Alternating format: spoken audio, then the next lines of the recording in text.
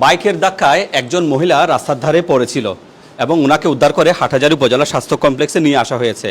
ইতোমধ্যে ওনার চিকিৎসা চলছে, তারপরেও আমরা ওনার পরিচয় জানতে চাই। প্রিয় দর্শক, দেখেন তো এই ভদ্র মহিলাকে আপনারা কেউ চিনেন কিনা। ওনাকে পাওয়া গেছে হাটহাজারী উপজেলার ফতেহাবাদ ক্লিনিকের সামনে 4 জুলাই ঠিক সন্ধ্যার পরে কোনো এক বাইকার ভাই নাকি ওনাকে ধাক্কা দিয়েছে, রাস্তার পাশে পড়েছিল। এবং আমার সামনে থাকা এই যে সাকিব এবং আমাদের অ্যাম্বুলেন্স চালক ভাই, ওনাদেরকে স্থানীয় হাসপাতালে সর্বশেষ হাটহাজারী উপজেলা স্বাস্থ্য কমপ্লেক্সে নিয়ে আসেন।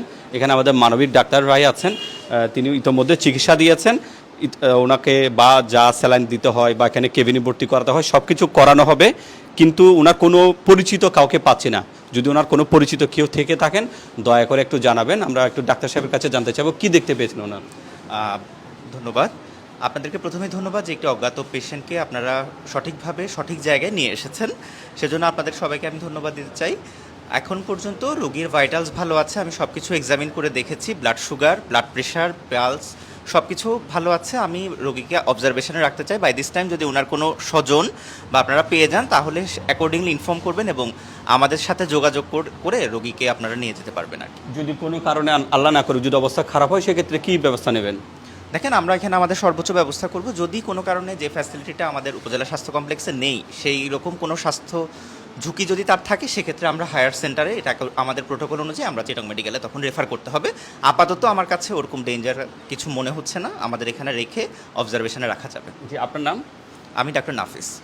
ডাক্তার নাফিস, মানবিক ডাক্তার তিনি, এবং আমাদের হাসপাতালে আমাদের এই কর্মরত এই ভাই আরেকজন যিনি ম্যাম আছেন, ওনারা সহযোগিতা করেছেন। ইতোমধ্যে ওনার মুখে ব্লিডিং ছিল, সেগুলো মুছে দেওয়া হয়েছে, ডায়াবেটিস চেক করা হয়েছে, অক্সিজেন স্যাচুরেশন লেভেলটাও চেক করা হয়েছে। তো ট্রিটমেন্ট চলছে, শুধু ভিডিওতে এই কারণেই করা। একটু দেখেন, আবারও চেহারাটা দেখাই। যদি আপনাদের পরিচিত কেউ হয়ে থাকেন সব জায়গায় একটু শেয়ার করে দেন, ওনার আত্মীয়রা আসুক, ওনার ওষুধপত্র যা কিছু আছে সেগুলোর কোনো সমস্যা নেই, টাকা পয়সার কোনো ম্যাটার না, বাট আমরা ওনার পরিচিত কাউকে চাই। কারণ এখানে সাকিব পেয়েছে। সাকিব কীভাবে পেয়েছেন একটু বলেন তো। জি, আমি ওনাকে পাইছিলাম ওই ফতেহাদ ক্লিনিকের সামনে মাটিতে। উনি নাকি 3টার সময় বাইকের ধাক্কা খাইছিল, তো ওনাকে নিয়ে গেছে, আবার ফেলে চলে গেছে। আবার সবাই মিলে ওনাকে সিএনজি একটা তুলে বডি ফিভার ওই একটা এখানে একটা ডাক্তারের কি নাকি আছে, ওখানে নিয়ে গেছে, রাখে নাই, জিডি করতে বলছে। তারপর আমি আপনাকে ফোন দিছি, এখানে নিয়ে আসছি আর কি। ওনাকে পাইছিলাম আমি 6টা সাড়ে 6টার সময়। আচ্ছা, আমাদের অ্যাম্বুলেন্স চালক ভাই উনি সহ ওনার অ্যাম্বুলেন্স সহকারে নিয়ে এসে এখানে নিয়ে এসেছে, আমরা প্রত্যেককে ধন্যবাদ জানাই। আর একটু দেখে নেন চেহারাটা, একটু দ্রুত শেয়ার করে দেবেন।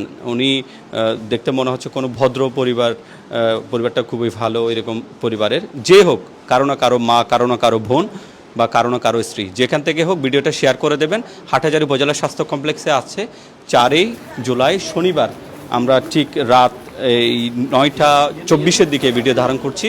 আপাতত এখানে চিকিৎসা থাকবেন এবং হাসপাতাল কর্তৃপক্ষ সম্পূর্ণ সহযোগিতা করছেন।